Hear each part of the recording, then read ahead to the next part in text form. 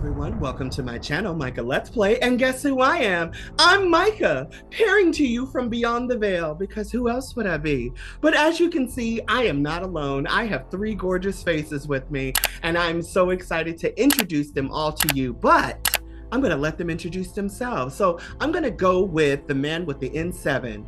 Hark, the floor is yours. Thank you so much, Micah. Hi, everybody. My name is Angelarts. For those of you who don't know me, I have been running my YouTube channel for almost a decade now. I do a lot of video game Let's Plays that I refer to as gay Let's Plays. When I first started doing YouTubing, I didn't really find anyone that I was able to, at least any video gamer at the time who was Let's Playing games who happened to be gay. And so I kind of tried to contribute something to the YouTube Let's Play community that just wasn't as prevalent at the time, and have been doing that ever since. And then along the way, I ended up meeting Micah, and he's also participated in one of my tabletop campaigns that I've also been hosting on my channel. But as you can see, I absolutely adore BioWare. I love story, I love characters, and the natural develop between them. So I'm excited to dive in with you all. Calling from the Washington, D.C. area. Thanks for having me. Oh, thank you for being here. Now, with that said, the lady with the sunniest smile, my girl Noria.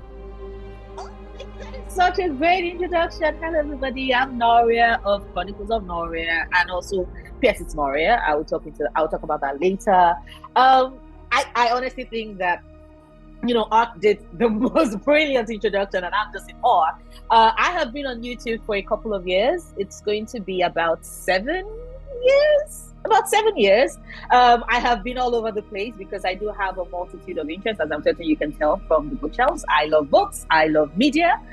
So you'll find me with manga, anime, comics, books, movies, TV shows, and video games. And what do I like about these things? I love, like Art said, I love characters. I love story. I love how it is that we can find ourselves depicted in media. We can learn, we can grow, we can have ways in which we can sympathize with it.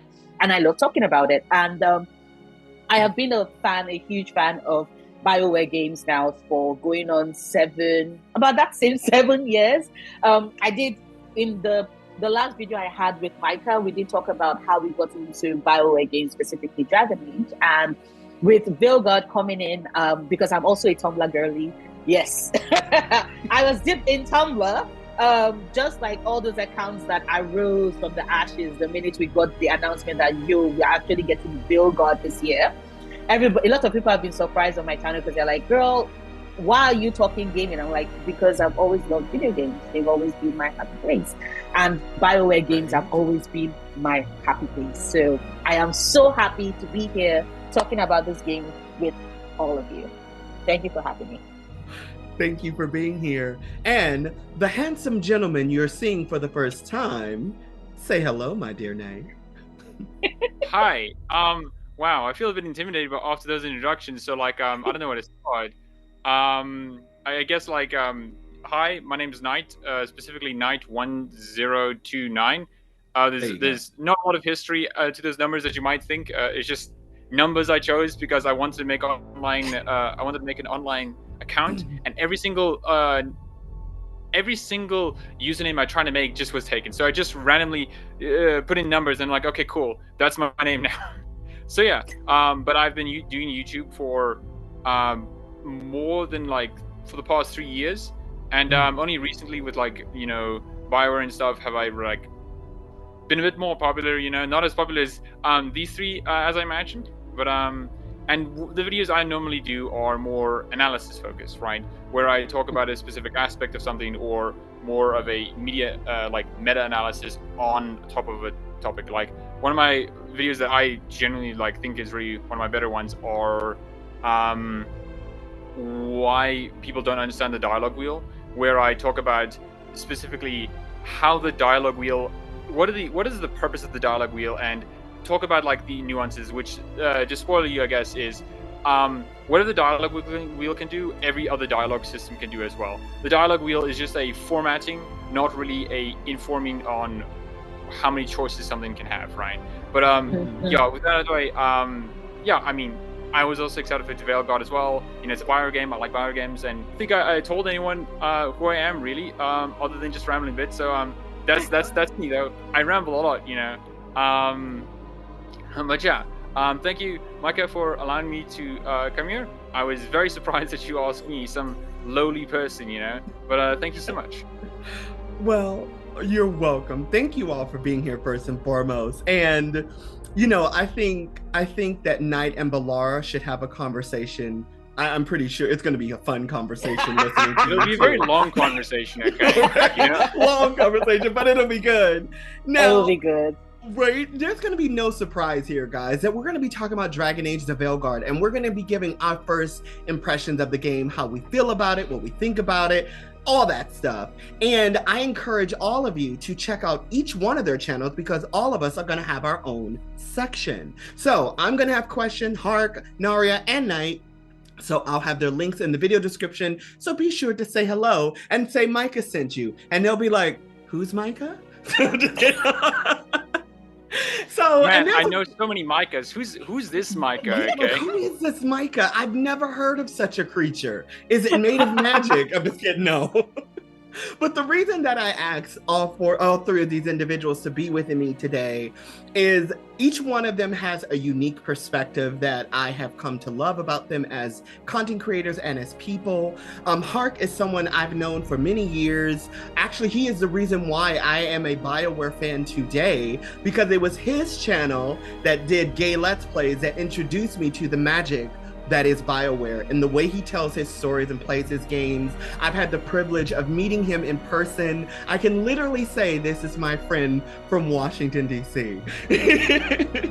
And I just say it's just been a blessed journey ever since. And then the beautiful Miss Noria, I've recently come to know her. One thing I can say about her is that she truly understands characters. She truly understands narratives. And if you are not a fan of Bridgerton, watch her channel, you will become one. I have never seen an episode, but I know all about the show through Noria, and I love it. Like, it's no joke. And then for Knight, I gotta be honest with you. He lives up to the name, except for the 1029. I don't know where that comes from, but still, he lives up to his name. And I gotta tell you, Knight, you were definitely one of the voices of reason in the midst of the chaos during Veilguard's arrival to our consoles. I loved how you would stand in the gap and challenge the naysayers. And if you don't know his channel, get to know him. You will not walk away thirsty. You know, these kids leave no crumbs on the table, and this is why they're here today. So, with that said, introduction out of the way, I forgot to mention there'll be chapter time, so skip around to whatever part you want, and wherever you land, hello in the future. So, we're gonna all have questions. Each of us are gonna have 2 questions, and so I'm gonna ask my first one, and I am looking forward to seeing everyone's answer. So, are you guys ready? I think they're ready like Freddy. Let's do it. So, my first question to you guys is about the character creator. Now, this is something BioWare has prided themselves on, and if you played any games of BioWare in the past, you know that character creator can be an interesting journey. But I think this is the first. By interesting, you mean one of the worst character creators in gaming? Well, he said it. I didn't. But I wanted to know. That's what I'm here for. Okay, I'm here to take the blame. Okay, any bad things you guys say, you can come at throw him. Me, okay, go at him. But what did you guys think of this character creator? I want to know. So anybody, the floor is yours. So I'm gonna go first because I think I'll be the shortest out of the lot. So to give some perspective, right? Most of the character creators I always engage with, I'm like 5 minutes to 10 minutes, right? I go in, I'm like, okay, I hem and haw, look at the presets, choose the default one, choose some hairstyles. I'm like, I go with the nose, I see the nose options. I'm like, up, down, no. I reset, and then like after like 5 minutes, I'm like, okay, I'm done, and I go on, right? I may choose a tattoo option if some of them are nice or whatnot. But for Veilguard, there was a bit of a difference thing. One of the greatest thing I think a character creator should strive for is how easy it is to make a good-looking character and how hard it is to make a bad-looking character. And Veilguard, that to a T. It is like near impossible to make a bad-looking character in Veilguard. You have to deliberately do it right. It's not like we're playing Oblivion, where we're like, you know, oh no, I accidentally did the one slider too far to the left. Oh no, it's all bad and whatnot. No, it's like you can go as crazy as you want in Veilguard, and you can make some like really beautiful characters. I constantly look at other people's Rooks, and I'm like, man, not only do they look amazing, they all look unique from each other, right? I can't spot any similarities with them because like they're all pretty unique, you know? And like I think that's one of the greatest things about this character creator. And for me, I spend more time than I usually do, like 30 minutes. But like it was still 30 minutes of me engaging in like, yeah, this is like really intricate, and like I don't feel like I'm accidentally making a bad looking character, or it's too hard for me to make a good looking character.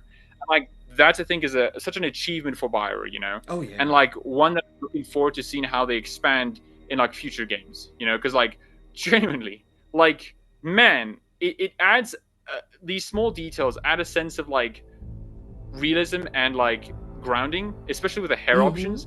Like every time I sometimes just look at my Rook's hair, I'm just like, wow, that does really make them feel a bit more real, don't they? You know.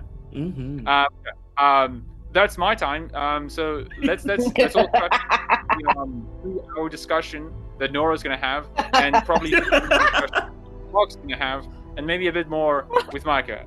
So drink. I love our night was like 3-hour discussion, because yes, and also that was the length of time it took me to make my Rook. I remember because on the night of the 31st, because it dropped, the game released at 5 p.m. my time.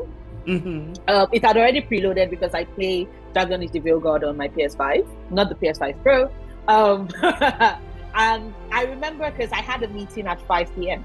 and the meeting ended at exactly 5:15, and that was when I told my work that, oh, I have a family emergency. Unlike Hark, who was lucky enough to get a full-on week, I am so jealous. I was only able to get 1 day because my family emergency could not extend beyond the day and the weekend. So what was 5:15 p.m. I was locked in. And I remember coming up for air around like 9 p.m. and I went on Twitter and I was like, oh shit, right? I just spent 4 hours creating my Rook and Inquisitor. 3 hours for my Rook, 1 hour for my Inquisitor. And that is the only flaw in the character creator, and I will get to that in a bit. So I spent 3 hours creating Rook, my first Rook, Larima Ladair. I have since created 2 other Rooks because I'm already planning I'm doing multiple playthroughs, and those ones took 2.5 hours each. So I still spent time creating this character. And I know everybody goes into character creator for different reasons. Some people do so to try and create themselves in the game for a more immersive self-insert character, which is fine. I went in because I was like, okay, I know what like the elements of what my Rook would look like. I didn't want to create exactly that person because I have a bit of facial blindness. And so therefore, it's hard for me to exactly recreate images because I don't actually see images in my brain. I find it fascinating that some people can like pull up an exact replica of what they want to see in their head. I can't do that. I can't, like right now, I can't think of my mother's face. I know the contours of who she is, but like, if you've got an artist and we're like, describe your mother, we would like to draw her, I'll be like, she's my mother. She's amazing. She's my mother. Right? Ain't that enough, guys? Ain't that enough? Can't you do something with us? Right? I'm like, come on, work your magic. But I did want to create somebody that looked to me then like Tati Gabriel, but not Tati Gabriel because I was not looking to exactly create her. But there were elements of her face that I wanted to see replicated. And the fact that I could do that with Dragon Age The Veilguard is incredible. I think it's incredible. The diversity in just the shape of the face. Because I remember I had a picture of Tati Gabriel and I was like, I like the shape of her face. And I looked at it and I was like, oh, you know, she has an inverted triangular type of face, like with a small chin. Her face is a bit small. And when you go in, first you start with the presets and all of that. With the preset, I was like, okay, this space is a good place for me to mold what this Rook in my head that I hope, would look like. And then by the time we get to the sliders of, okay, you've picked the preset, now go in and do all those little details. Even with the head shape, I went in and I was selecting. I was like, okay, once I've picked up the 3 sides, then it's now, let me play around with the triangles. And it's just the fact that you can go to the minutiae of the details of what these characters look like is incredible. I have seen, like Mike said, I've seen so many beautiful, unique, interesting looking Rooks. And it just blows my mind because some of them look perfectly lifelike. I never go for lifelike characters because that's not what I was going for personally. But if that's what you want, you can create that. If you want somebody looking more stylized, you can create that. If you want somebody looking very interesting, you can create that. So from the face to the head to, for the longest time, the scalp options, I was like, this makes no sense. Like my Rook already, and just to confirm that I was getting her features right, I constantly always like toggled the air off option because I wanted to see the structure of her face. I'm like, I'm building a face. Yeah. So she needs to look like exactly how I want her to look. And so when it gets to the scalp, I'm like, that scalp is weird. Like, why is this here? And in my head, I was like, BioWare just put in something useless. Right. And until you start using someone who created a Kunari was like, this is how you get rid of that massive forehead. Forehead, yes. And I was like, sorry to interrupt quickly. Sorry. Because you make such an excellent point of the forehead thing. Because I remember when I was doing my Kunari as well, I was like, yeah, I could also adjust the forehead thing. And it's like, I didn't do that eventually, but I'm like, yeah, that's such an amazing option for them to do that. And sorry for interrupting. No problem. And the only way in which I discovered this was like, I was, someone was saying that, and I was like, oh, I'll keep that in mind for when I want to build. I don't think I'm going to reduce the forehead that much because I do find it very interesting. My third Inquisitor for my third playthrough is a Kunari, and I think she's awesome.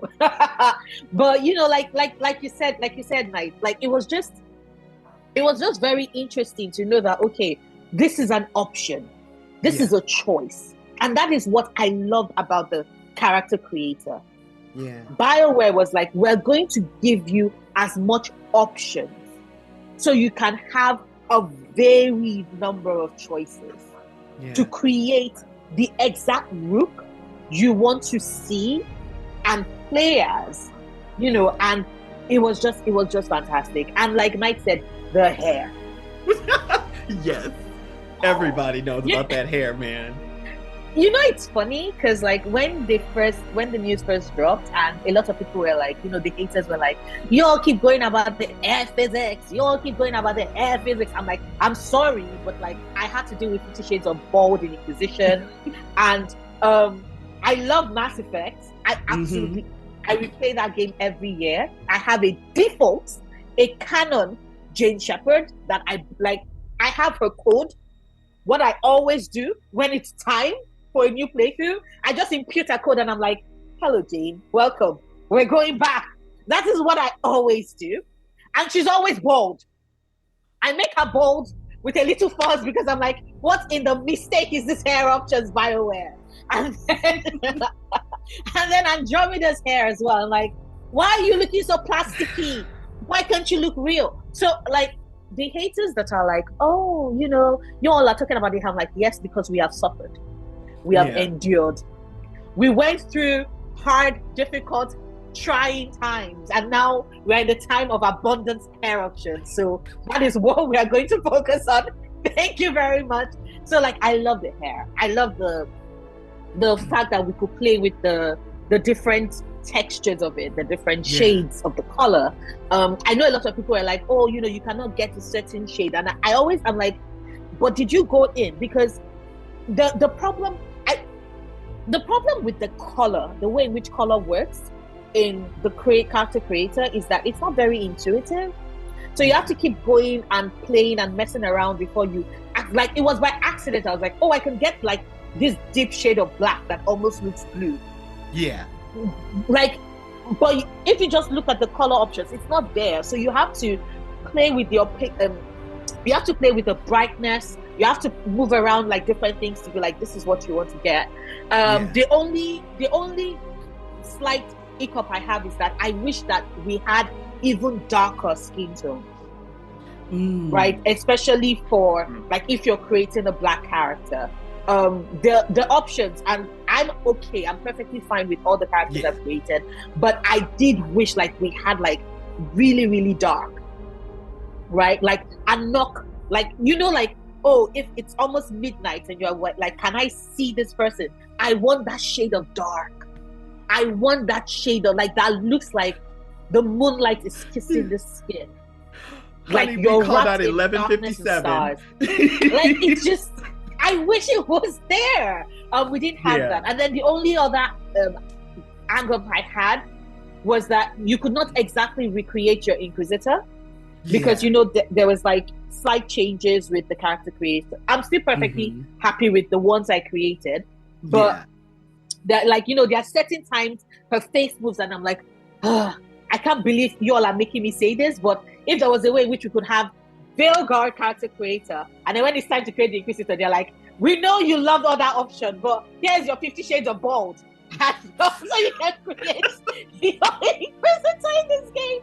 I would not have minded. And that tiny, and this is something that a lot of people miss, and I wish that BioWare had realized it. That little button of create your Inquisitor and world state is so tiny and out of the way. So like the first time I was creating the character, I did not know. I just went straight into the prologue after I was done creating Rook. And we're in the bar. And we're in the bar and I'm like, I don't understand. I thought people said I could create the Inquisitor. And then I go on Twitter and people are like, oh yeah, you missed it. There's one tiny little button to the side that like it's in very tiny print. And I'm like, why would you put it in very tiny print? How was I supposed to know? And then I went into full-on panic mode because I'd spent 3 hours creating Rook and I had to start all over again and I was panicking. And then I opened it up and it says there, import your Rook. And BioWare. BioWare. The love I have for you, BioWare. Because I was like, I like, give me this Rook. Yes. Thank you. So yes. I am forever grateful. I am forever happy. That little slice of life, we're going to make life easier for you by not having you spend another 3 hours creating, like every single time you want to play this game, you can just you can create someone new, or you can look at those you've already created and be like, I want to have this. And I might just make a couple of tweaks with regards maybe the faction and the race and stuff, but this is what I want. It's mind-blowing. So yes, Knight was right. I just spent like almost 20 minutes. I apologize, but I really love the character creator. So that is me. Let the passion flow, let the passion flow. Yeah, that's why it's a question, because I want everyone to have the option to experience it or to get other people's perspectives on it. So yeah, honey, no. The more the merrier, as they say. How about you, Hark? Yeah, to piggyback off the other two, and I have notes. So thank you very much. Let's go. Half of the notes I added on as notes, I was, but it doesn't sound like it's going to be just notes, okay? No, but and half of the notes I actually added on as I was listening to Knight and Nora speaking. So, no, I think we all knew going in that this was going to be one of the most extensive and flexible character creators that at least BioWare has created up to date. And one of the things that I definitely appreciated right out of the box as someone who created a Qunari Inquisitor in Dragon Age Inquisition was the body sliders, like the body type sliders, because I felt like I wasn't fully happy with how my Qunari Inquisitor looked in the Inquisition, because he was just so like bulky and wide and muscular. That's the Inquisitor's charm, okay? He's just a wide guy, right? Okay? Right. And I'm like, he's a mage. He's a mage. Now, don't get me wrong. When I played Baldur's Gate 3 and I met Gale, I was like, I had zero problem with Gale being like ripped and having abs for days. Like, that's fine. But I wanted some flexibility in making my own character. And so I was very happy when I found out I can finally make the slimmer Kinari mage that I like envisioned more for my Rook specifically. So hats off to BioWare to there. The one thing that really surprised me about this character creator is that the flexibility in it and how well it was executed got me to apply things to my character that I've never applied in any other custom character before. And let me explain what I mean by that. So I have a bias towards how my characters look. You know, I'm going to be watching them on the screen the whole time, so I want them to look, you know, like pleasant, like for me at least, pleasant to my eye. So I, of course, tend to make them look like in a certain way based on my personal preferences. For example, I don't particularly like gentlemen with longer hair. I don't particularly, tattoos is not my thing. I don't really like scars. Sorry, Garrus. You know, so things like that. But as soon as I saw this particular hairstyle, which happened to be long, on my Rook, I was like, I need to take that. Like, I gotta do that. I think I'm actually gonna make a longer haired character for once, because the hair physics again look so fun and so impressive. As I was like whipping around, you know, can rotate your character and the hair just whips around. I'm like, I love how that looks, and I would hate to not take advantage of this new hair physics engine by having a much shorter haired Rook. So that was one thing that surprised me. I loved the tattoo options in this game, and by tattoo options you have a lot of control, because depending on how you use the sliders, the body tattoos, for example, there's like a chest, there's a back, there's a left, there's a right, there's a leg, there's the right leg, left leg, you do the hokey pokey and you turn yourself around, you know. That's what it's all about. That's what it's all about. And I just like that you can kind of control. You don't, hey, you want to have only a left arm tattoo, then just make the right arm tattoo disappear. You want to have, you know, a back one but not a chest arm, to do the same. And I'm like, that is so smart. Like, that is really genius. And I haven't encountered that in another character creator from another game. So if other games have done that, great, but that was the first time I saw that. And because I was able to control the tattoos in that way, plus the colors, plus the opaqueness or transparency of it, I was like, I was very happy with the tattoos that I did add to my character. And then scars as well. Like, there was just a lot of control over the scars. I normally don't put scars on my character, but I did. One critique I will give about that is, for me, I found it a little bit harder to make a quote-unquote older Rook, and because I thought the story narratively called for a more mature character compared to like your Grey Warden or your Hawk or your Inquisitor, because the whole premise is he was not a Rook that that some sort of something chose them, or he happened to, something happened to his hand and now, oh look, I'm now the Messiah that's going to help out the world. He came into this adventure because he was experienced enough to say, yeah, I can take care of this, I will do it. And so I saw him as a mature. Plus, I was trying to make myself open as a romance for any of the companions, including an older Emmerich. Older. I didn't say old. Emmerich's not old, just older. And so I wanted my Rook to, just in case I decided to go that route, I wanted my Rook to be a little bit more seasoned. And so it was a little bit harder for me to make a Rook that was complexion-wise looked a little bit more rugged. There were like rugged options, but it just didn't quite look the same way. And I also wanted the hair to put maybe I couldn't figure out how, but to make the hair have a little bit more traces of gray, like salt and pepper. I couldn't figure out the salt and pepper effect.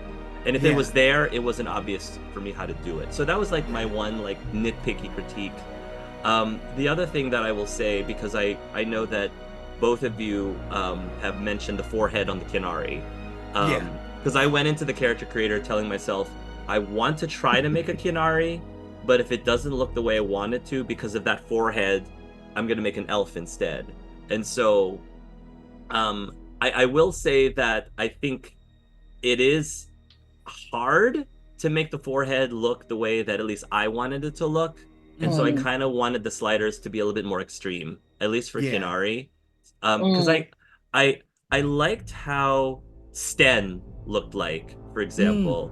I liked even how the Iron Bull and even the I guess the Kinari looked like in Dragon Age 2, although the Dragon Age 2 Kinari looked a little bit more demonic in my opinion. But I think it was I got there with my Kinari Rook, but it was a challenge. I had to jump through a lot of hoops to get them to look the way that I really wanted it to. The other thing that I thought for Kinari in the character creator that I was hoping for was more horn options where the horns were more subtle. Either where both of the horns were sawed off, if there was that option, it wasn't subtle enough for me, or the horns were just smaller. Because in Baldur's Gate 3, when you're making a tiefling, there are options to have very, very subtle looking horns, or I think even hornless.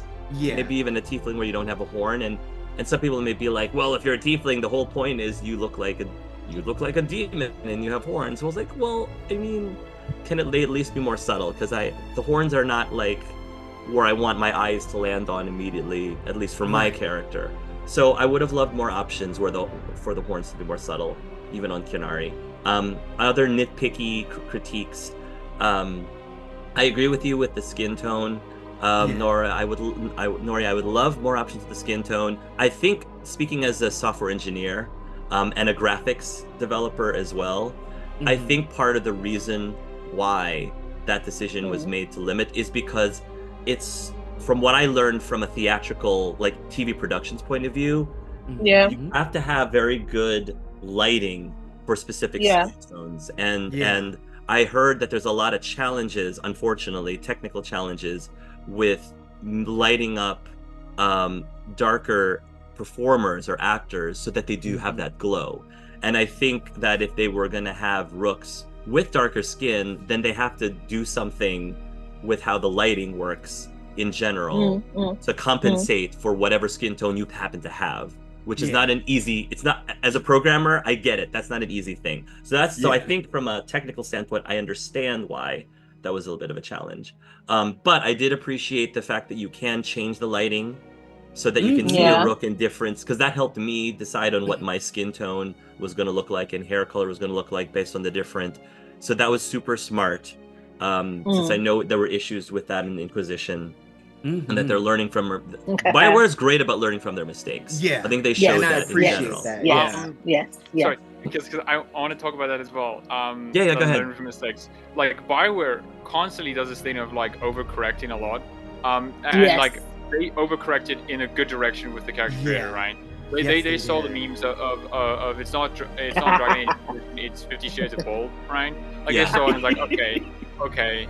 Right. You know, and I was very surprised there were very few bold options, funny enough, in Veilguard. But the whole, like, that's so true. BioWare really does learn a lot from their mistakes. Sometimes a bit too much. Like with Inquisition's open worlds, but like they do listen, right? But anyway, that's a whole other topic. Okay, I'm not gonna hijack this one.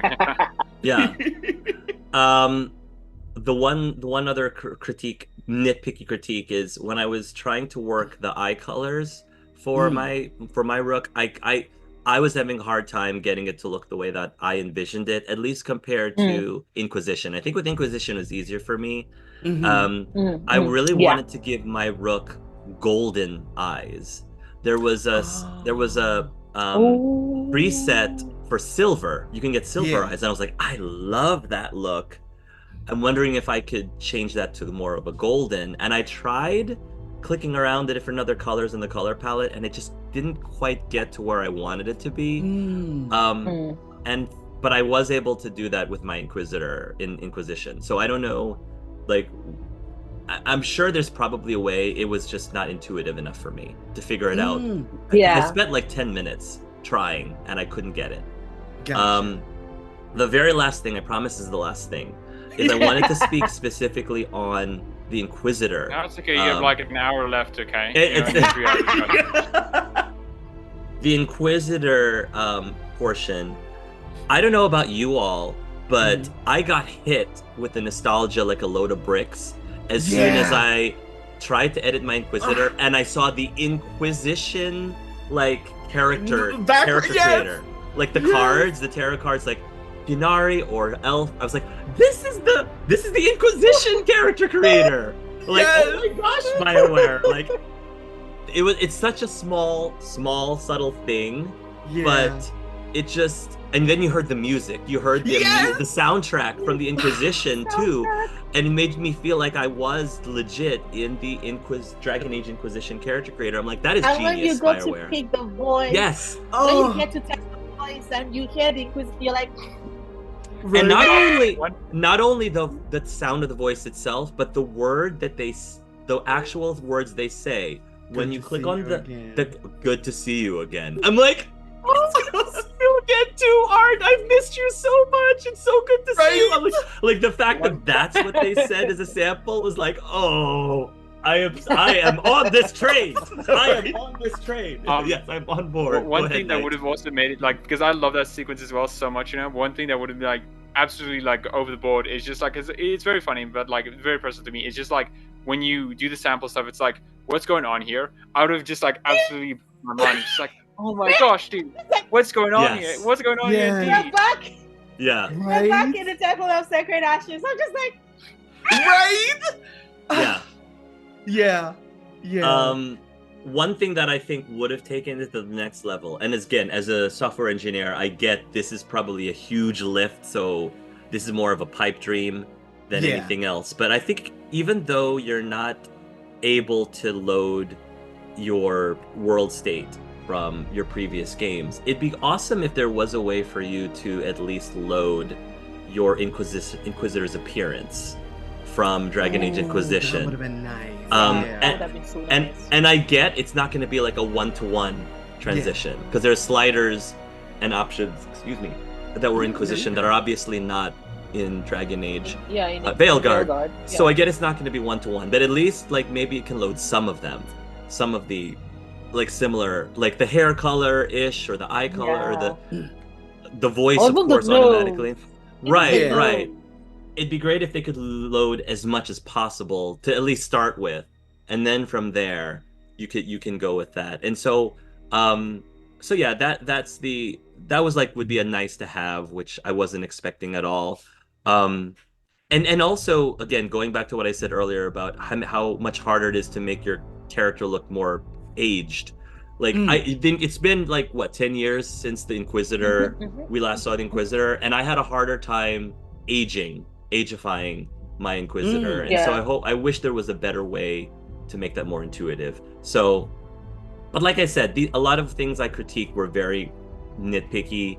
And all in all, chef's kiss to BioWare for all of the flexibility they gave. You say like nitpicky, right? But like I think that's a sign it's a really good character creator, right? Yes. Because like there's so few things to like obviously criticize. Because like if there's a real big problem with the character creator, like everyone would be talking about it, right? Yeah. Like so many people are talking about it. Definitely. But the fact that it's like, I mean, I wish I could have like my specific eye color I wanted, you know, I wanted a more subtle horns, you know. Right. I wanted something a bit different for the, because it's like, okay, cool. It seems like this is actually like an amazing character creator, right? Like if these are the we're trying to find issues with, it's like, wow, it's pretty good. Right. Yeah. No. And I think honestly, Ark, like even with people being all like, oh, why would you like a hornless thiefling? And I'm like, it's for role playing purposes. What if the character is half a thief, right? And so therefore you role play that, you know, them coming to terms with that. No problem, like them coming to terms with that, with what that feels like for them personally. Maybe they've always thought like, you know, they can't really identify fully as a tiefling. Maybe they feel like there's parts of that. They feel like they are not really a real tiefling, and then it then becomes, how do I roleplay whenever they do meet people with like more pronounced horns? How does that like? That's your point, right? Yeah, we're roleplaying, so you know, I honestly would want to play as a tiefling with no horns and then see how that goes. Now you're giving me that idea. Maybe that's what I will do for my next Baldur's Gate because that is great. No, that is great. I love hearing all of your perspectives on it, because I think what a lot of people, I guess I would just say for me, because I'm an artist, so when I draw things, I already have a look of what I want my character to look like. And for me, because I'm always been someone who creates characters, I have stories of characters that live rent-free in my head, and to be able to bring them to life. For me, because I don't have technical skills when creating, video games or anything. If I could, I would. But for me, for example, one of the characters I created for my canon playthrough for Veilguard is my character named Star, also known as Clemantis, that I created from Hark's channel. I created for Hark's channel. And I fell in love with this character. This character, he sings. That's the best way to describe it. My soul sings whenever I'm creating this character or anything for this character. And to bring him to life in a franchise that I grew to love over the last decade, it was a homecoming for me personally. And I was able to give him the exact look I wanted. And that, I think, is, again, it goes back to what Knight and Hark was saying, to be nitpicky about the character creator, and then on top of that, when you think about other character creators, the only other character creator that I've seen that will give Veilguard a run for its money is Dragon's Dogma 2. That character creator is incredible. I could literally recreate my own face. I did it in Dragon's Dogma, and I was able to do it in Veilguard. My Inquisitor looks like me because it was meant to be, when I played it, a self-insert. And the fact that I know I don't have a traditional looking face, because my face is very oval, and I look weird. Okay, I know. I look at it every day. You look interesting. There you go. It's interesting. Thank God somebody loves me. The fact that I was able to recreate my own self, and I did it more than once. I was able to make myself into an elf. I was able to make myself into a mage, and I loved it. I love the amount, like you said, the sheer amount of detailing that you can do. And again, as a person of color, because I am like a lighter brown, sometimes it's really hard to get that undertone of gold in my skin when I'm trying to create a light brown black person. Sometimes we just end up looking tan. And to be able to do that within the character creator, and I do agree, a darker shade, being 1157, which is what we call a really dark-skinned black person, which is actually a skin tone I really do like. It would have been nice to have that, because you could do so much with it. But to be able to really recreate my actual skin tone, it is a level of artistry and ingenuity I've never seen another. Not even Dragon's Dogma 2 did that. They just had colors, and you had to kind of like play around with it to get that specific color. But I love the fact that I could do that in this game, that you can do warm, cool, and neutral tones. Like, people don't understand, like, especially, like, again, I'm an artist, and I understand when you have to put those colors in to layer them to get a certain look is incredible. I just like that. That was just something about this character creator I loved, and I guess my only critique, I would say, this is just me, is the height thing, because everyone's unusually short. That's the only thing, like the neck and the height thing was my only major critique.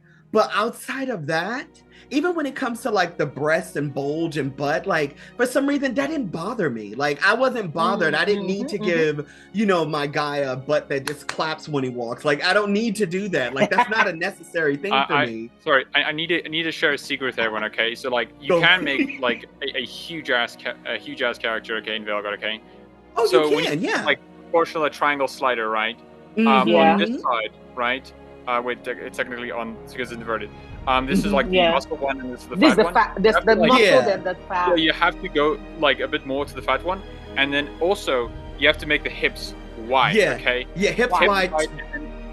And if you want to accentuate it more, then you just have to make the shoulders a bit narrow, and then like, okay, I constantly, when I run around the lighthouse, I'm just like constantly looking on the backside. I'm like, man, dude, it's pretty good. Right? But I mean, that goes to show what you can do with this thing. And the only limit is your imagination. And that's the thing I think a lot of people don't get, if you know, and again, I have yet to see anyone complain about it because this character creator is just like Chark said, chef's kiss. If BioWare, if any of you guys are watching, phenomenal work. Like really a round of applause because after playing Inquisition, because that's where I started, then playing this, it is galaxies apart. It's so good. And for me, really congrats, okay? I know it took a lot of restraint not to just add more bold options, okay? Yes, thank you for not giving us so many bold options. 50 more bold options. Okay? Right. Come on, guys. Let's be real. real. What are you doing? To be fair, I started missing the bold option because I was like, you know, it would have been great to have a character, but I'm actually happy with what we got. So and then like the hair options, the fact that they gave us dreads and braids and it actually looks like my people's hair, like again, I just wish I could add accessories and earrings. That's my other critique. No earrings, no hair accessories. You know, I want that stuff. The fact that I know that there are only 2 hairstyles in that character creation that have accessories, and the accessories is like a scrunchie with like you know, little, and I'm like, but like, because I was like, I have a lot of fortune. It makes no sense that she doesn't have seashells in her hair, that she doesn't have jewelry, that she like. I'm like, give me. All I know is that I'm like, when I eventually do get around to building the PC, I would definitely be buying the PC version of Veilguard because I want people to mod, and if I can't find anybody that I would mod it myself, because I'm like, nah, we need to have hair accessories. I need bits and jewelry in our hair. Like, just imagine that with the air physics, with it clinking and clanking as they move. Right. We see it with Balara. Like, when you said the clinking, clanking, it's just like the sound effects for Veilguard is great. Every time I walk around with Nev, I just hear a metal. Right, and you hear her leg. Metal, her leg. Yes. Oh my god, the sound design in this game is amazing. But yeah, and what I want all the viewers to do not be afraid. Leave your comments in the comment section. We want to know, what do you think about the character creator? Did you have the same like almost like, oh my god, experience with creating a character? Are you still struggling with creating a character? You know, have you seen how many hours did it take you? Yeah, how many hours? It took me like 3 hours. Are you in my range or are you in their range? Okay, right? Tell us that. Like, what did you do? You know, did you just say, I like this default, click? You know, like, what did you do with the character creator? We really want to hear your thoughts and opinions on this. So is everybody satisfied with answering that question? Yes. Pretty good. Also, but because like I just want to address one more thing. Go for it. One, the height sider, because I didn't know what to say. I think this is an interesting point that a lot of people make about like Veilguard's general art style. I think the differences between Inquisition's like character creator being a bit more like feeling more taller, and then Veilguard is because Veilguard's characters have a lot more meat on their bones, right? They like do. If you put every single character in Inquisition, okay, they're fucking spinning little twigs, okay? Like the ones who aren't all the Canary, okay, and they're like the opposite effect. They're just too big, you know? Yeah. So I think that's a fair criticism to make, but I do think like there's a lot of nuance to it.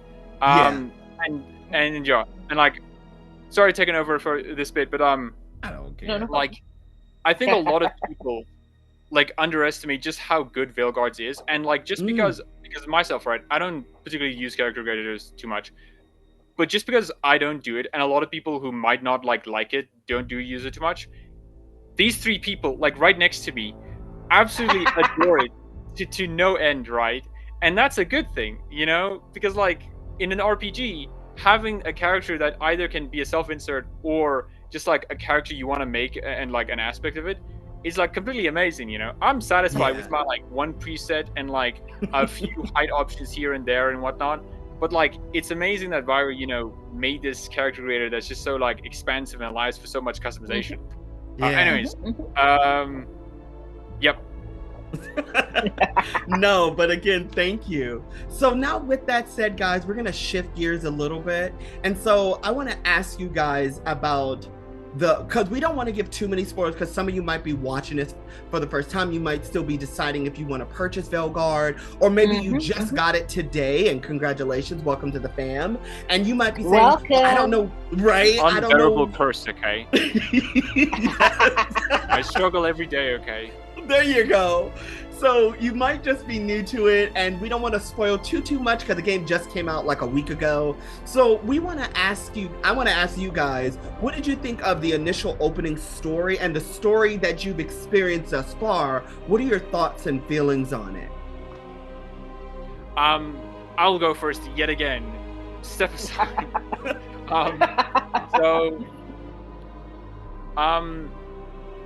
I have a lot of thoughts on it. Because the opening I do like a lot. I genuinely really do like it, you know. I love how they establish our character, and that you can because what's always very important to talk about with these games is they're all interconnected. They're not. They're every single aspect affects one another, and Rook is so well demonstrated who their character is, right? Yeah. You can be a very stern character who try to get the job done, even if it's some blood in the way, or you could be a bit more peaceful and diplomatic, right? And especially on how it introduces how characters will remember what you said later on. It's such a great detail that I think a lot of players kind of forget that BioWare does do that a lot. You know, a lot with their older games, characters will remember what you do. It's just that BioWare never telegraphs it, you know. And it's just such an amazing thing. And especially on the each step of the way, Mike. Each step of the way to get this is such a interesting journey, because it explains in a very casual conversation, which is very needed for new players and old players alike, just to refresh the memory and just to get the gist of it, okay? Because other than just telling new players, please play Inquisition, okay, and maybe the other 2 games to get it, all right? It's a bit much of an ask, you know? And so it does it in such an excellent way, you know? And then man, dude, it's such an amazing, beautiful city, okay? Minrathos is just this, I don't know how to describe it, authoritarian, architecture, because everything is bigger than a person, you know? Yeah. From small buildings to big buildings, from the floating Archon's palace, it's just all, magnificent, you know? And especially the way that the Dark Reign, makes these structures, which are, more gray to white, dark and pitch black, is just oh, that is good. That is good. But one thing that I yearn for a lot is a return to because I wanted to see my Rook's backstory and play it out. Because as I was reading it, I'm all the backstories, this is really interesting. This is really compelling. I wish I, did that. I wish I made those choices and made those conversations. I wish I saw Vera come up to me and say, "Hey, kid," or also "Hey, Rook," and then you just went "Why do you call me Rook?" Because you think in straight lines. The entire thing that you've been doing here, you were just on one goal. You went left, right, back, or forward. You didn't go anywhere else. It's okay. That would have been a nice introduction, and especially because it would have contrasted. It would have a neutral, how do you say? It would have introduced the world in a neutral way, especially with the dark. You can see the dark ones as they are before, and then as they are after, which would do so much. But anyways, other than that aside, it's such a beautiful introduction, especially at the end of it when Varric gets stabbed, and then it's oh my gosh, everything's falling apart. The gods enter in. It's just it's all well done in so many ways. And especially the aftermath of it, where it's just everyone's down, everyone's feeling bad. Man, dude. Anyways, sorry. No. Because I'm done. I could talk about this all day, but I have to limit myself, No. Yeah, I honestly think I agree a lot with everything. A lot with what Knight said. We're still going to go deeper into conversations on Rook as a character, because I've seen a lot of stuff, but thankfully we're going to be doing that on Knight's channel. Like Micah has said, we all have questions and we'll all answer them different videos on different channels, which is why you should for you to get the full experience, you should go watch all the videos and have our overall thoughts on the game so far. So with the opening shot, right? I found it very interesting because you go straight from creating this character, and at the moment, what they are is just pixels, right? Moving pixels. but they're pixels. And then the first shot you do, you're in a bar. You're listening to Varric. Varric is telling stories. And as I was playing the opening act of the game, I was of two minds. I was like, okay, Noria, you need to look at this from the perspective of somebody that has played all the other games and knows where they're coming from. And you also need to look at it from the perspective of somebody that is new to this game, right? Yeah. And are both of us in any way invested in this story? As this opening been able to draw us in, whether you have all the history or like, because I saw someone who watches my channels for like other things was like, yo, your excitement for this game got me so hyped. I got it. I have never played Dragon Age in my life, but I guess now I'm going to, and I'm like, my work here is done. Thank you. I appreciate that I've infected you with the brain worms, you know, and I'm still looking forward to them telling me how their playthrough is going, because right now they're really invested in playing the game. So as I was looking at it, I was like, you know, you move from the pixels. At the start of the story, neither the old fans of the game nor the new fans of the game know who Rook is. Rook is new to all of us, right? And so I was looking at that opening sequence like, do they really go a long way to saying that this is the story we're telling? Yeah. Right? And what is the story we're telling? We start off with, you know, Varric being all like, we're in the city's bar in town. We're looking for a contact. She's gone missing. This person, you have to decide exactly how you approach it, right? And like I said, I do have 3 playthroughs running simultaneously. So I have chosen am I going to be more direct, or am I going to be someone that is going to talk my way through? And both of them have been pretty satisfying, although not gonna like, I do like the let us beat things down and punch our way to the information, because that's still seeing perfection. Like just that boink, the satisfying boink. I'm like, yeah, you know. So being able to see that, okay, we're already establishing the stakes, where everybody is rushing, we're trying to get to Solus, and this is usually how a lot of stories end. Yeah. And BioWare was like, we're going to take the stereotypical end of a story whereby, you know, you're gathering your party, you're racing against the time, there's some world-ending event happening, you need to take down the villain of your story and make sure that they're defeated and all of that. And so the world is burning, demons are falling from the sky, you have the Arkham Palace with all the shiny light. They're like, everybody go back into your room just in case you forgot it. This is an authoritarian regime and all that. Like, you know, like Mike said, like, you know, everything is intimidating. The world is on fire. People are dying. And you get there and you're like, okay, we've gotten here. Let us defeat the final, the baddie, and we can all go and have a great time. Right. And you fail. And you screw up in a way that is so world-endingly bad. Yeah. And that is how, and your screw up is so bad that it's not just you screwing up. All the characters, all the elements, everybody basically does their own version of the screw up, right? Solus is screwing up. Varric tries to rush somebody with a dagger because, like, let's be honest, not your smartest moments, Varric Pestos. He has a dagger. Oh my God, yeah.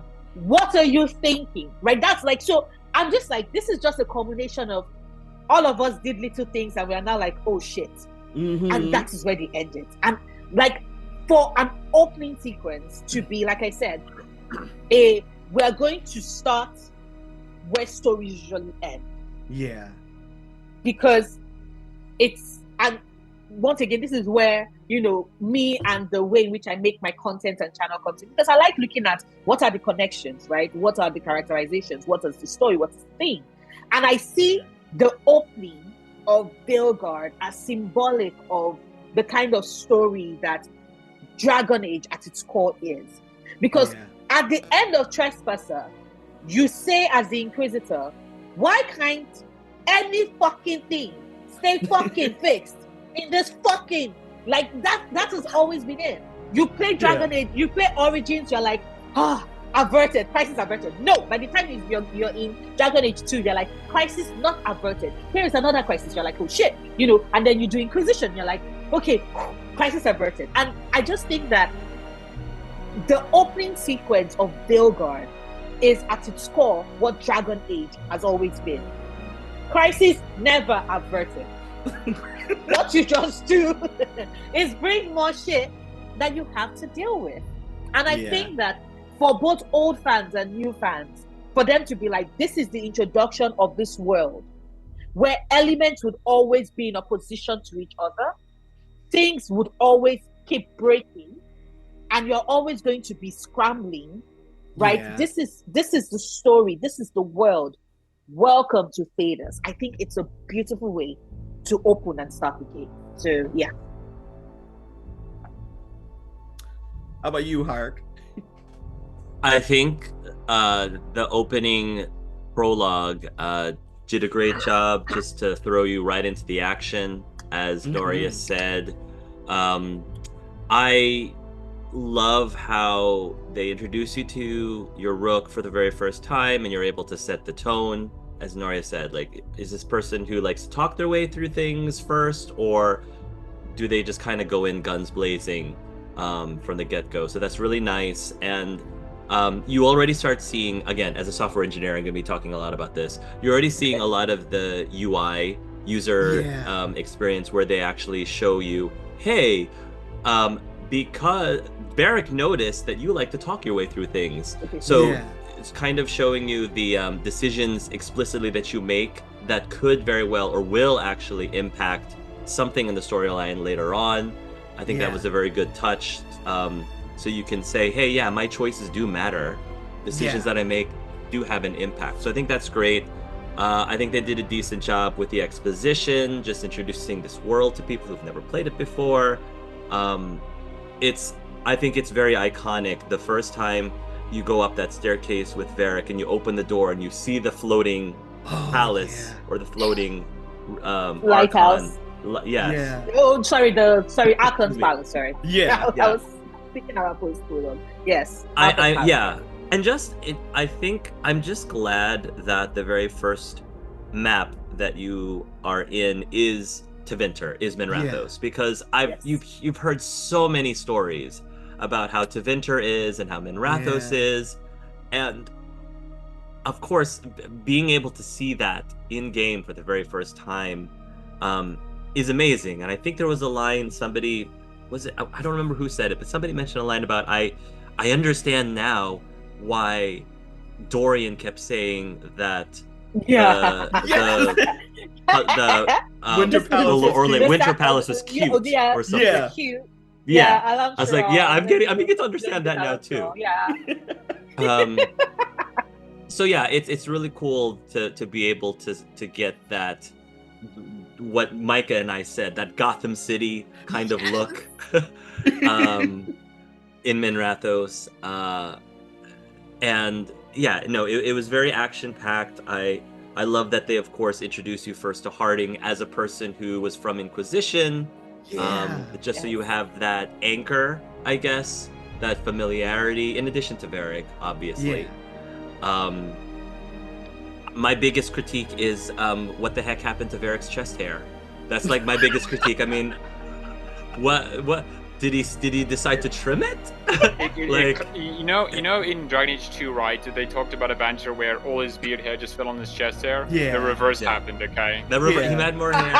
Yes. I mean, Noria was just talking about mistakes that Varric made. I think Varric's biggest mistake was trimming that chest hair. Personally. Especially since the hair physics was so much improved in this game. Why take advantage of that with Varric's chest hair? I want to see that chest hair bristly, just billowing, in the wind. Yes. Right. Oh my God! Just be like, it just billows. Yeah, exactly. The wind is storming. Everything's howling. I'm like, come on, BioWare. You know why half of the people buy this game. It's for Varric's chest hair. Okay. Oh my God. So it's all right. I'll forgive you. And I said to speaking of Varric, I said to Micah off camera that I screamed his name internally in my head as I was watching the prologue, because there was the moment, of course, when Varric gets stabbed.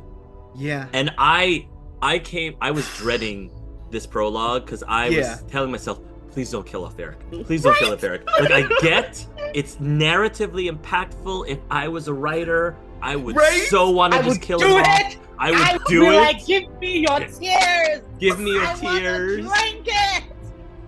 But I was like, please don't kill off Eric, please, like whatever you do. And I was also, this is going to, give a little bit of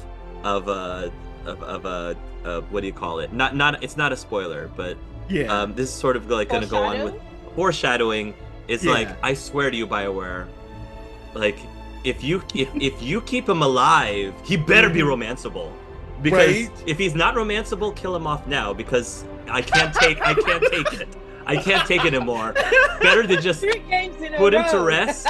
If this dwarf is never going to be romanceable, just show me mercy and just kill him off now, because I'm just going to suffer. I'm going to continue suffering if this dwarf is still alive and still not romanceable. So anyway, when he got stabbed, and I of course was having a tantrum, and then you find out almost immediately after that, oh look, Varric's still alive. I was screaming in my head, Micah, you were right. Micah, you were right. Because Micah predicted that he was going to be badly injured. Yeah. And I was like, I hope you're right, Micah, but I'm not holding my breath.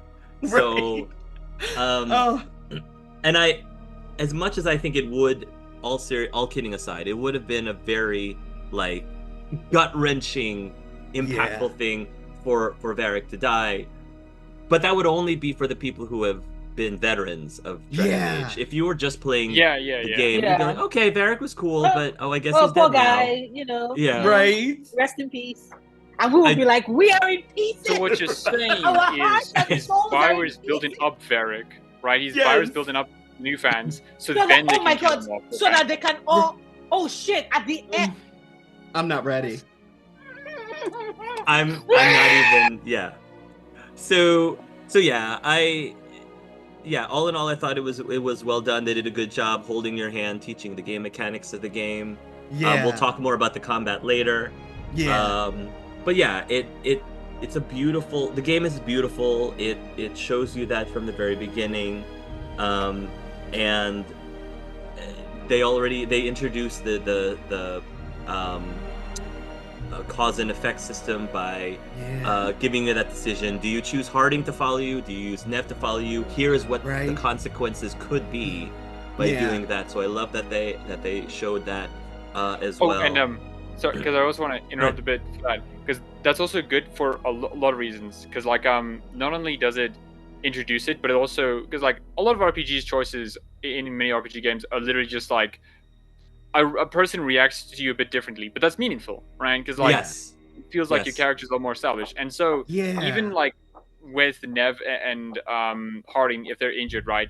So it's not that impactful, because like they get injured but like it feels impactful because you actually see them get hurt and injured and then heal over time. It's like wow, this actually feels good, And this is even going to be tied to, because we're still going to talk about stakes. Once again, like we said, please look at all the other videos so you have like a full idea of all the things we're talking about. And like you mentioned, Hark, it's a great way to, and we'll talk more about this later on, but it's a great way to bring up the fact that you can make decisions that will hurt your companions.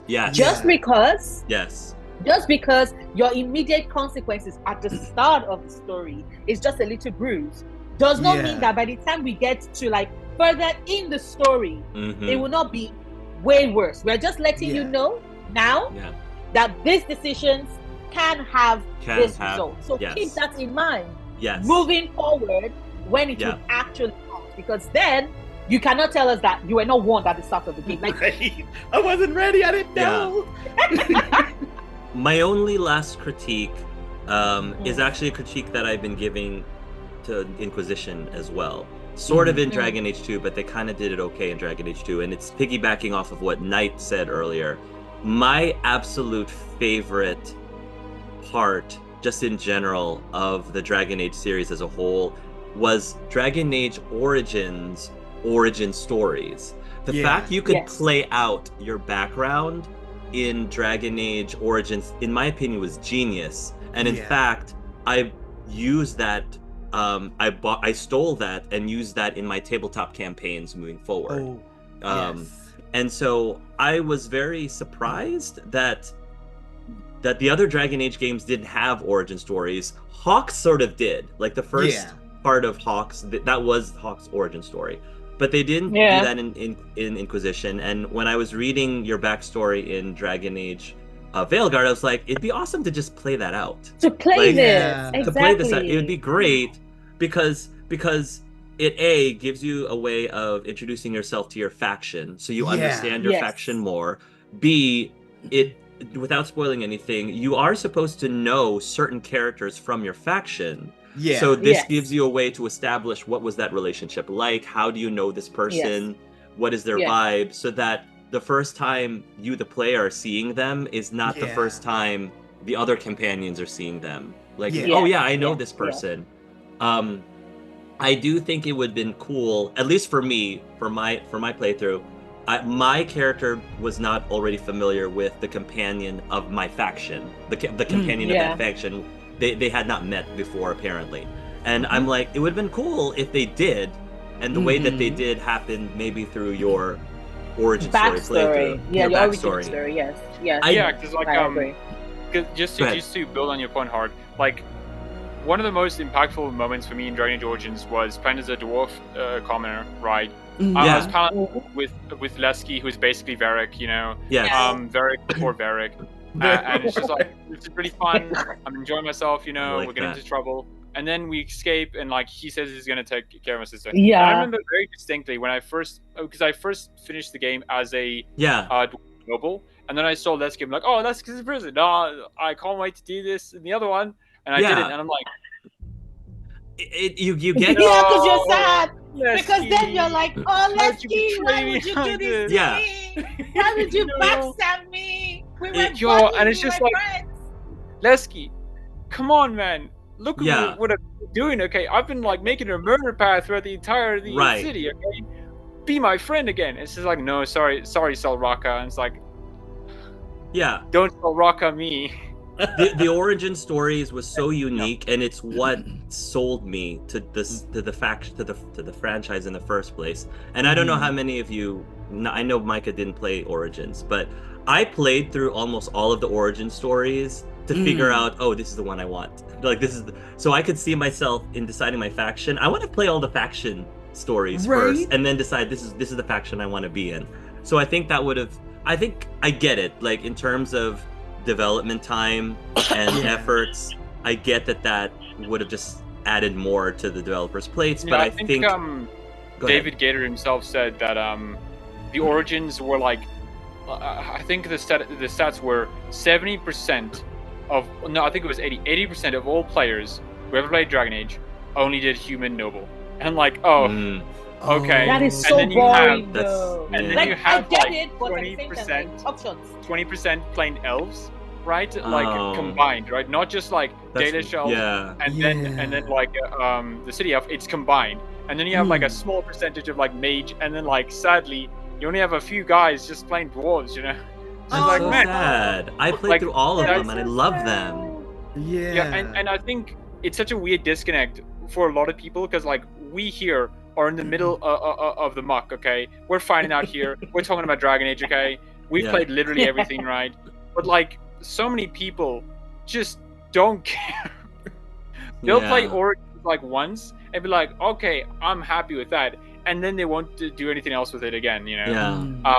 But like, back to the point before we get into something else, you again, such an excellent point, because like, when you go to your Origins and you go back to your Origins like start, right? Yes, it has a different feeling. Yes, you know? Yes, because because not only are you reuniting with your friends or your associates from the faction, quite often in Dragon Age Origins, you're also introduced to the main villain. You're introduced to like the person that you're supposed to, quote unquote, they're like the final boss of that faction, for example. So, and that's what I love. Like, I played the mage origin story, and I met Jowen, and like running into him again was really cool and interesting. Or just running into other characters like Cullen was really interesting. And you have that extra investment once you get to that part of the story that you would not have had if you had not played the origin. I'm sorry, and especially because like how it influences your role-playing decision, right? Because like, when you meet Jowen, you can be like, Joe, and you piece of shit, okay? You kicked me out of the circle, okay? I was just trying to help you, okay, dude? I was just like, you know what? The circle's for me, circle for life, okay? I'm fine being here, literally fed forever, okay? You, Joan, whatever, okay? You can be in the sticks for all I care. Yeah. Right. Like, but then it's just like, or you could do the opposite and like, Joan, I know I betrayed you. I know I gave you up to Irving, okay? But like, come on, man, you're kind of a douchebag in this situation, right? Yeah. Like, come on. It's like there's so many. That's exactly it. Because with Jowen, I actually was trying to be friends with Jowen. Like, it was tragic what ends up happening to him, but I was sort of like trying to redeem him, or I was trying to reestablish the friendship that we had, and I also really liked Colin. A lot of people, if they didn't do the mage origins, they would have not liked Colin. Colin would have been like, forget this jerk face.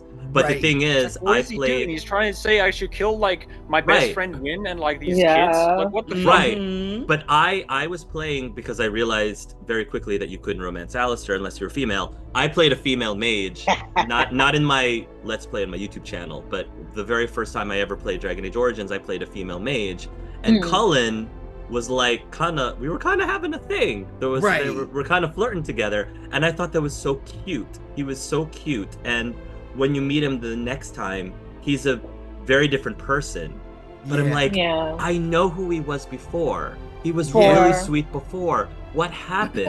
And so the way that I like interacted with Colin, or the way I perceived Colin, was very different than if I played the Noble origin story, for example. So this is why I think this is a missed opportunity for BioWare, because this is something they were really strong in. But I get what you're saying, Knight. If they looked at the numbers, they're like, oh, well, 80% of the people just pick one origin anyway. Yeah. Is it really worth doing? Which is very disheartening for me. But I don't know. I think it's worth considering in the future. And you know, like, to build on. Oh, okay. No, continue, Knight. I remember what I wanted to say. Okay. Like, and it does suck because like that was one of the and like because in my head, right, every game I ever play, right, I eventually like all my critiques eventually boil down to like, why isn't this a BioWare game? Even when I'm playing like games that are not even the same genre, right, I'm like, wouldn't it be cool if I could like play as different races, and those races could have like different stories that introduce the conflict and everything in a neutral state? That'd be cool, you know. And so like for me, like, I love the origin system so much because it does so much effectively, right? It introduces the world in a safe state. You kind of like understand the stakes, like, because I think stakes are only as good as the like what you know you're trying to save, right? Veilguard, like, obviously as a Dragon Age fan, I know what I'm saving. Okay, I'm saving the hottest bitches in Thedas. Okay, that's what I'm doing. All right, but like. That's what it's all about. In Veilguard, for like a new player, it must be a bit harder to like understand like what the stakes are, like what are you trying to save, you know? Because they weren't introduced into it in a neutral setting, right? You don't know like what you're trying to go for, and additionally, it brings new meanings to other areas, right? For like a noble dude, right? And this is weird for me for why a lot of people play Human Noble Origin. Like, Human Noble Origin doesn't get that much when you replay it and go all around, okay? The most is like Denerim and like How, but like you get so much more from mage, from dwarf, elves, from like Dalish. Like you get so much more from the other origins. Yet Human Noble is just like get How, basically, you know? But it's still that layer that like adds different meanings to it, you know? And especially like it makes me as well yearn to be in different origins, because when I play the City Elf and I go to Denerim and I see Shawnee, I'm like, Shawnee, I know what you went through. I'm so sorry. Exactly. Exactly. Because then I would have been like, oh, Shawnee, look, it's me. It's your cousin back again. You know, it's like, oh man, dude. Oh man. Like that. That's such a, and I do hope BioWare eventually, because like this is a good step. BioWare, please listen to me, okay? Overcorrect on this, okay? Like, make origins, okay? Make them 5 hours, okay? Make them 6 hours, okay? Even if it was a flashback, like I get it. If they would need, if you need to start with Minrathos to establish the context, to establish the combat mechanics, that's fine. Start with Minrathos, but then shortly after that, like flashback. Like this is how I ended up here. This is how I met Varric. Like Right. that Yeah, would you have get been knocked, great. you get You know- knocked up, you get knocked down, and then it's just like Rook Right. saying or Varric saying like, and this is how I met Rook. I'm like, oh, cool, thanks, Varric. Yeah, it's like 3 months I even before think- this, you know, Yeah, 3 yeah, months yeah. earlier, you know. I even think that's something that they can do, whereby, because the reason why, for example, we start with the practice is because, like we established earlier on when we were speaking, it's to immediately set the tempo for the story, right? Yes. So it's very action. People are moving. You need to do this and all of that. And I think they can still do that with the origin story if they start our backstory, our origin story at the point of conflict. So, for example, there's always That that would've been moment, awesome. Yes. the moment where whatever faction, like whatever group you're playing as, Yes. that point where that's your point of, oh shit, okay, this is where, if you're playing at the Yes. Shadow Dragon, this is where I'm going to like fuck over the Venatori and break. Like, you start at that point where Varric is like, Rook, are you sure? And then you're like, yeah, we need to do this, right? Yeah. People are not doing this, our leaders are not doing this, the faction does not know what, but the slaves need to be freed. And so, you play the rest all the way until things fuck up royally and you're like, fuck. Right? Because I think a lot of what people, and once again, we'll talk about this when we get like later on, is that, okay, I don't want to say it yet, but please, you all should just remind me, like, Noria, you wanted to say something about like the backstory and Rook and stuff, and we'll get there. But I think that if they had done the story that way, whereby, we had the backstory, and it was at the point where, Rook is like, this is where I am going against what it is that my faction have suggested I do, and everything then blows up in their face. Then it then becomes, then we usher in Varric's narration of, oh boy, and so now Rook and I are on the run. We figured, let's pick things up with searching for solace. And so what do? We reach out to the contact, and our story therefore picks up where all great stories do, in the most serious bar in town, looking for a missing contact, and then you have the Nev. Like, it flows. By the way, flows, give us back the origin stories, please. Yeah. They do it so well. And my hope is that like this will allow like BioWare because again, like the Inquisitor's backstory was very minimal. Like, we got like a few stable missions, and like I remember the memes, right, going around that time. And it's like, oh yeah, make sure you don't like accidentally kill your clan. And I was when I was playing it myself, I'm like, okay, let me make sure. I check on my phone. I'm like, okay, this war table mission. Which one is to make sure I don't accidentally kill my clan? Like, cool then. Like that shit was hard. Safe. Yeah, the but first time it happened, I was like, what do you mean my clan is gone? And then nobody mentions it. Poor I'm like, why is she sorry. not mourning? Everybody's dead. Like, Nisia, Lavellan, the clan is gone. You are the sole Lavellan left. What are you doing? Hello? You should be crying. Okay. Yeah, and then man, and like so this is a good step. BioWare has now at least given us that like small scene in the lighthouse where we can like define our actions, and I think that's like a beautifully done scene. Like especially because I'm playing as a Grey Warden, and when it went to my option of like, hey, I did the whole like charge in, I disobeyed orders, and then you can like say like, do you think it was right in totality, or do you think like now I was completely wrong, or do you think like it is fair what they did to me? Like I still think I'm right, but like I completely understand that they said like, hey, this was too far. You should like probably not. Like, okay, that's fair, right? Like you did disobey orders, right? And all of that, and like another one was like since I was a mage as well, I also did the mage stuff as well, and like this is good definition, and this is like, it does suck we didn't get origins, but we got something, and I'm like, okay, BioWare, do this, but make it a playable prologue that's about like 3 hours long. Yes, please. No, all 6 factions. Right. Honestly, I would agree with that. Coming from a person who never played Origins or DA2, I would say Veilguard would have benefited from that.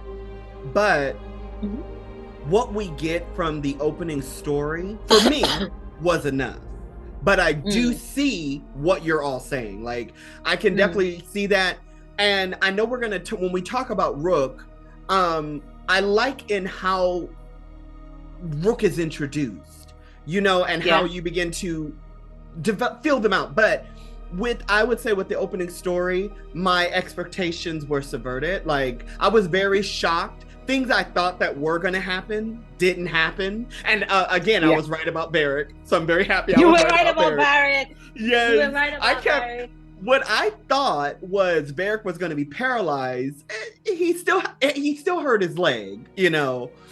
But I actually predicted him getting stabbed in the chest. Now, that was one thing I was 100% right on. I couldn't believe I figured that out. But I would say... Can you make a prediction that Varric makes it to the end? I have to channel Madame Boo, Hark. I have to channel Madame Boo.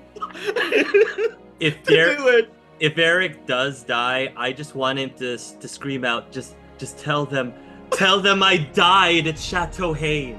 Right, yes! You know what I'm talking about? I tell them I died at Chateau Haine. Yes!